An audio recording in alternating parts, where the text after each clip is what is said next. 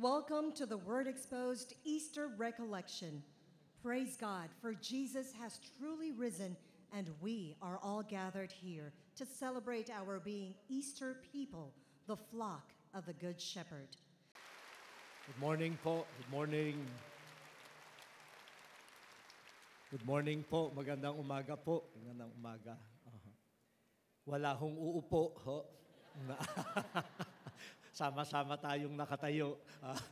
Sige po, upo na po kayo.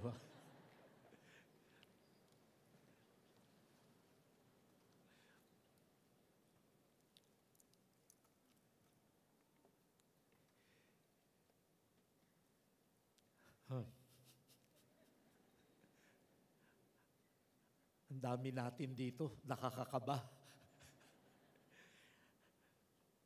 But we would like to thank Jesuit Communications, headed by Father Nono Alfonso of the Society of Jesus, for continuing this tradition of having recollection, Advent, Lent, but this time, Easter.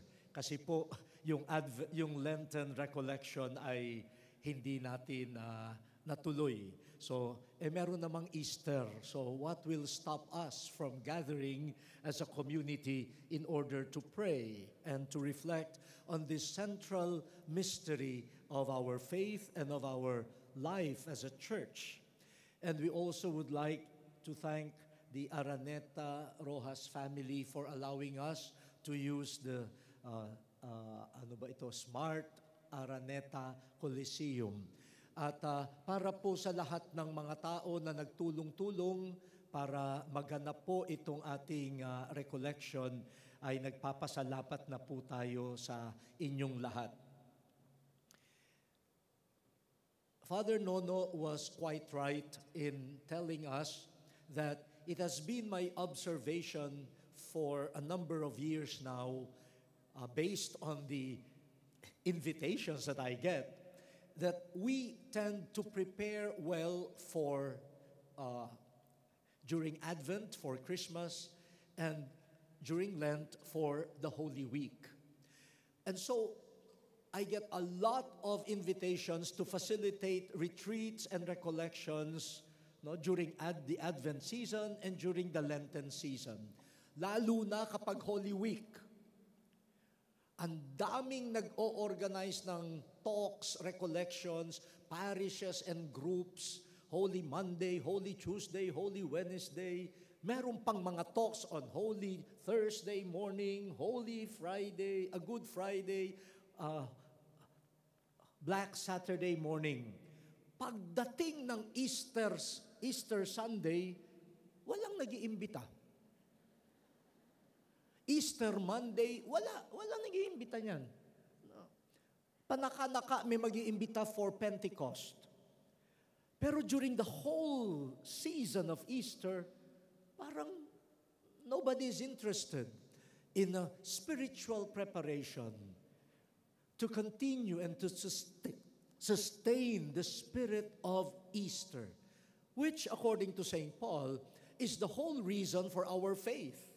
If Jesus is not risen from the dead, then there is no point to believing. But how come this central point is one of the most ignored?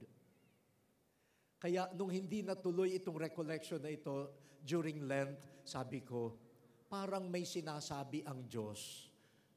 Baka may overdose of recollections during the Lenten season and the Holy Week.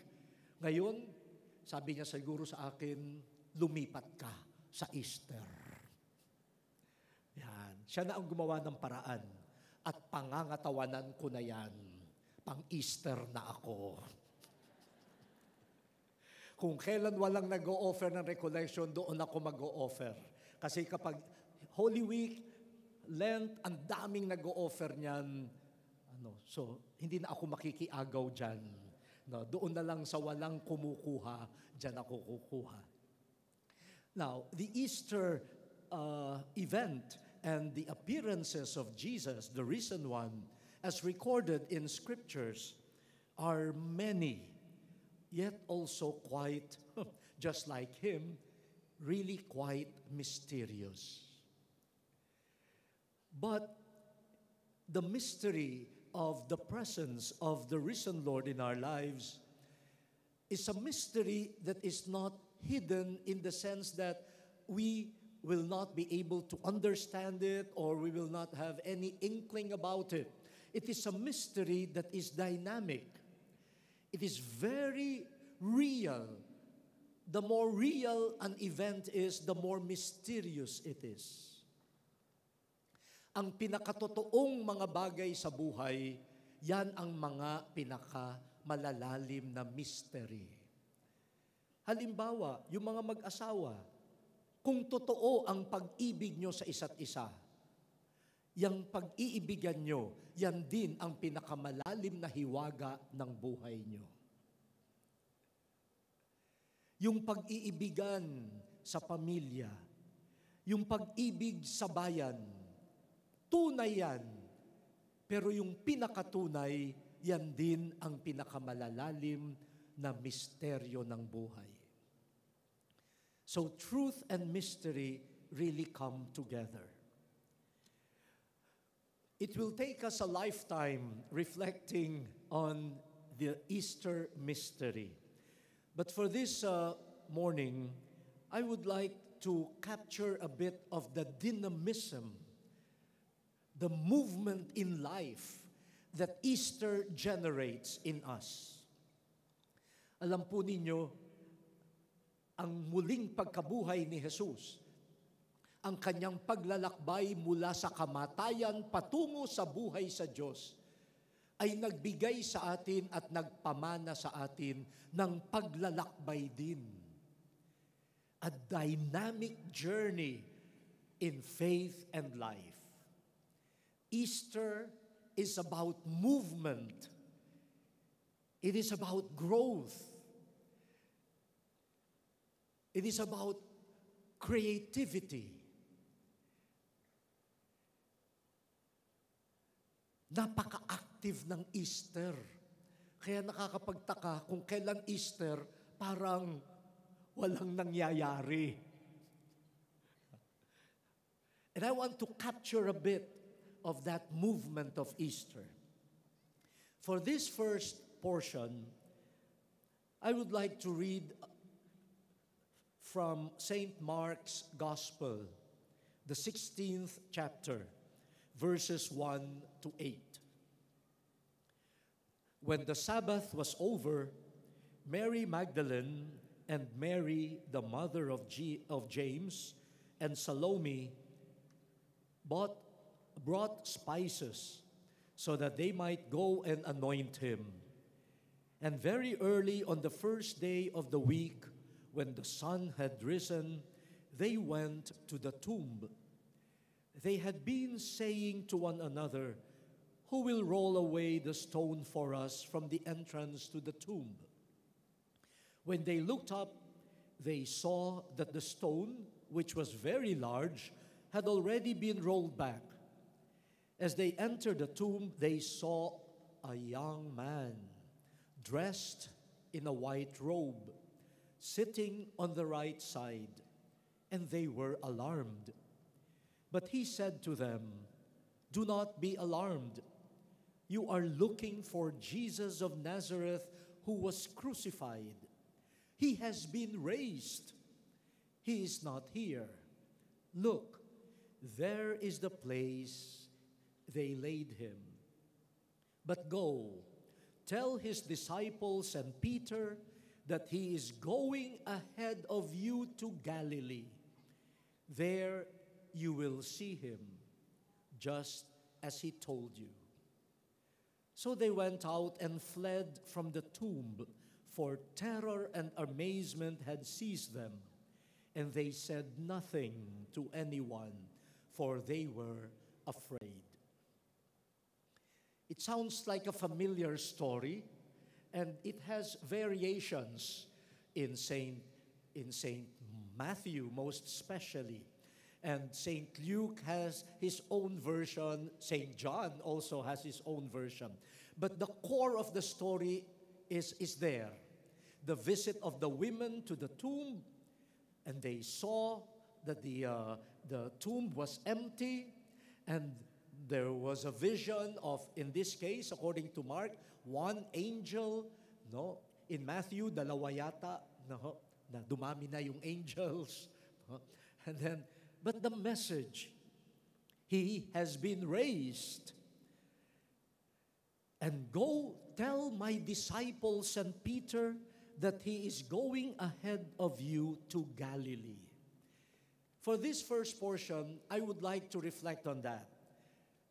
The message of the risen Lord, go to Galilee. Tell Peter and the disciples to go to Galilee, and there He will meet you. He will see you in Galilee.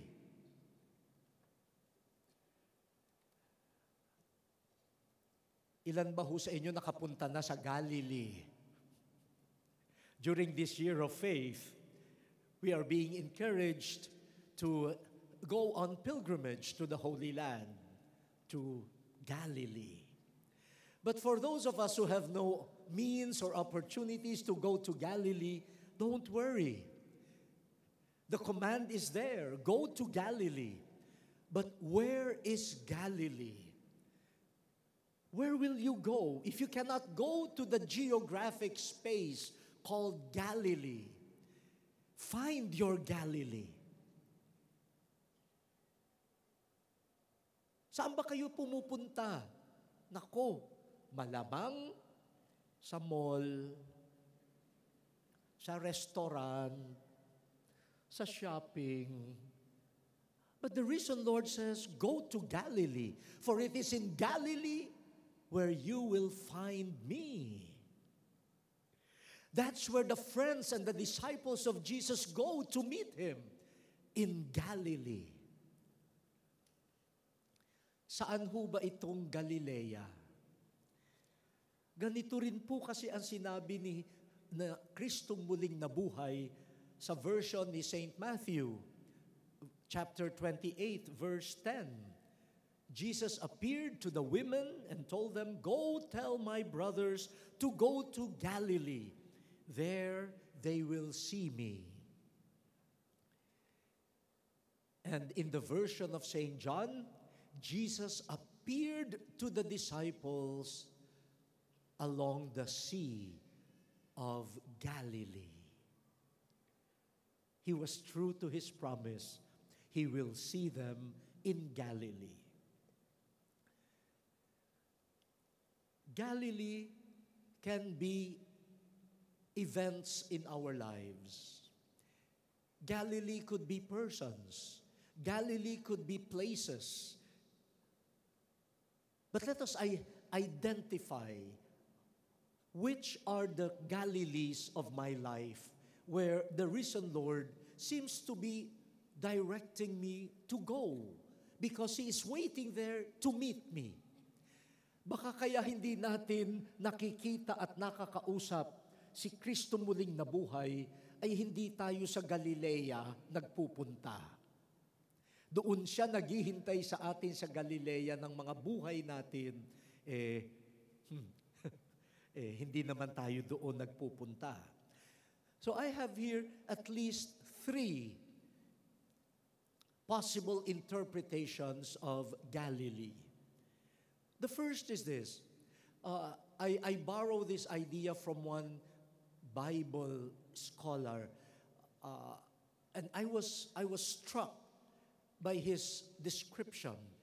And then I reflected on it, and I said, maybe he will not get angry with me if I expand his idea a bit. No, hindi na ito yung kanya mismo talaga. But if we look at the history of the relationship of Jesus with His disciples leading up to His cross, makikita po natin that, especially in the version of St. Mark, the disciples progressively, I'm very sad to say this, but the disciples progressively abandoned Jesus. Unti-unti iniwanan nila si Jesus. Unti-unti yan. Hanggang noong si Jesus ay nasa huling yugtunan ng buhay niya, talagang nag-iisa na siya. One of the 12 even sold him, betrayed him. And then the 11 that were left with him in the agony in the garden, they were so tired, they left him alone, they slept. Kaya yung tulog ng tulog, nako, ina-abandon si Jesus. Yung iba sa inyo nakapikit na ngayon. Alam ko nagme-meditate kayo. Bahala na si Lord sa inyo. Siguradong itutulak kayo para hanapin ang inyong Galilee. Kasi yan ang bilin niya sa nang iwan sa kanya. Nakiusap pa naman siya. Sabi, stay with me. My heart is sorrowful unto death. Pero wala. Nauna silang namatay. Nakatulog. The only one that stayed with Jesus was Peter. But we know he followed Jesus through his arrest and trial, but only up to a certain point. When people were able to identify him and inquired, you're one of them, no? He started denying his links with Jesus. So Jesus faced death really alone. And in the version of St. Mark, the women disciples were not even at the foot of the cross of Christ. The women were really courageous. But in the version of St. John, the women remained, but they were at a distance from the cross. So even the courageous disciples were quite far away. Nakakalungkot, mamamatay ka. Wala man lang kasama, wala man lang humahawak ng kamay mo, wala man lang bumubulong sa tainga mo, wala man lang assuring presence, thanking you for the meaning of your life. No? Jesus experienced not only the terror of death, but he experienced the loneliness of being abandoned. And that in itself is already death. Even before he breathed his last, that isolation to which he was subjected was already death.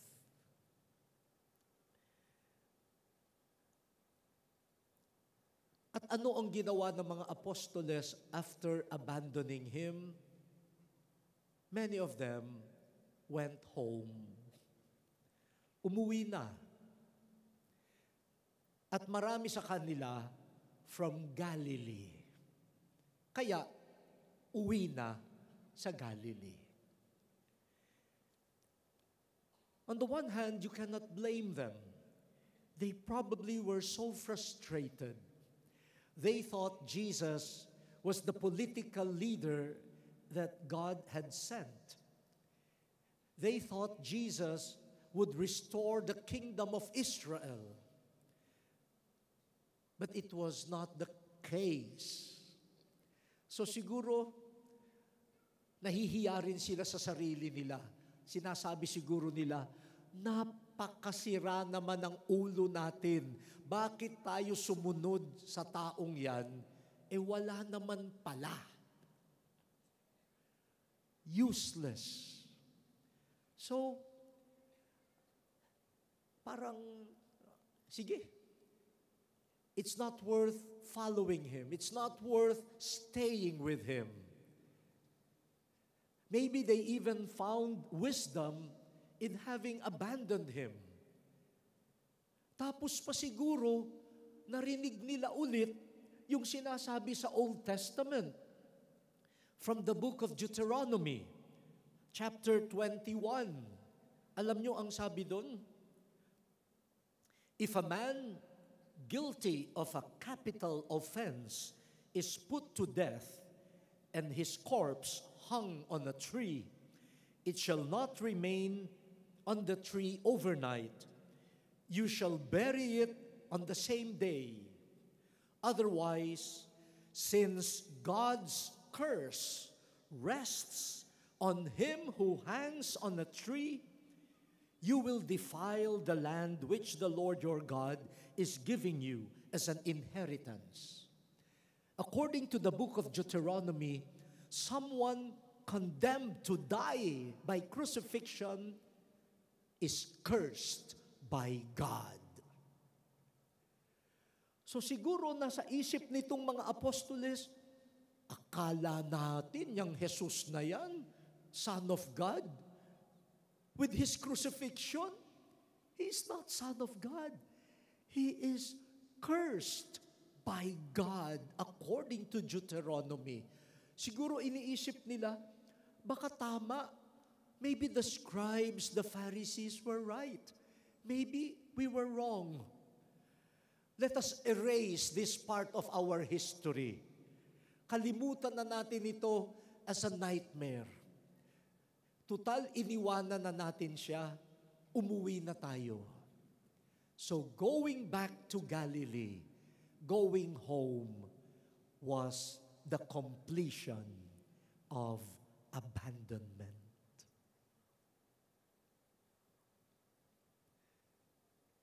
Going home to Galilee for some of the disciples was the completion of the act of abandoning Jesus and cutting their ties with Him. There's no point staying in Jerusalem. Umuwi na tayo sa Galilee. Wala na tayong connection kay Jesus. But look at the power of Easter. Jesus, knowing that His disciples had already abandoned Him, and the logical thing for them to do is to go back home to Galilee, what did He tell the women? Tell my friends and my disciples, I will meet them in Galilee. They may have abandoned me, but I will never abandon them. In fact, I will be there ahead of them. I will be there to welcome them. The risen Lord will never abandon even those who had abandoned Him and had returned to their Galilees to complete their cutting of ties with Jesus. Mga kaibigan, tayo po sa maraming pagkakataon ay katulad ng mga apostoles. Minsan, natutukso tayo to abandon Jesus at umuwi na lang sa Galilee natin. Galilee can be occasions of abandoning Jesus. Occasions ng mga tampu-tampu natin kay Jesus. Occasions when we even thought, hindi naman maganda na maniwala pa ako kay Jesus. When you have returned to Galilee without Jesus, marami tayong karanasan na ganyan eh. Yung bang parang sasabihin mo kay Jesus, Jesus, sawang-sawa na ako sa kasusunod sa iyo ha. At wala naman akong napapala. Pwede ba? Break muna tayo ha. Diyan ka muna sa Blessed Sacrament, ha? Huwag kang aalis dyan. Kaya ka nga isinusi dyan eh. Ha?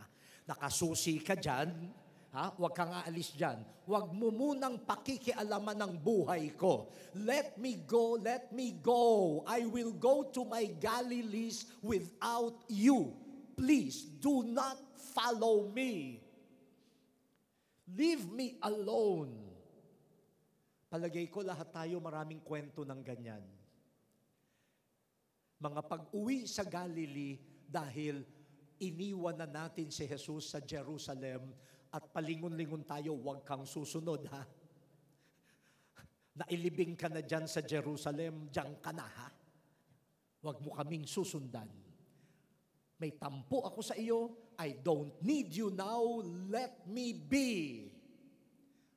My dear brothers and sisters, the good news is, when you reach that place, He will be there, waiting for you.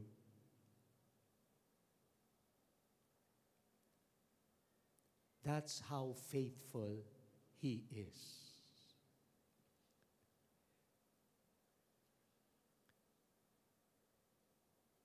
So during this recollection and during this Easter season, remember the Galilees of your abandonment of the Lord. And see how He was there to meet you. Through some people, through some events, assuring you, I am here. I am here. Isa po yan. Isa po yan sa Galilee na pinababalikan sa atin ni Jesus. At nandun siya, naghihintay. I discovered a second meaning of Galilee. You know, according to the scriptures, the disciples were also quite afraid. They were afraid, first of all, of the Jews. They were afraid of those who had arrested Jesus. They were afraid because of their association with Jesus, they might suffer the same fate that befell Jesus. Sino ba naman ang hindi matatakot? No ho? Kasama mo si Jesus. And then, in those 3 years, makikita mo, every year, parami ng parami ang nagagalit kay Jesus.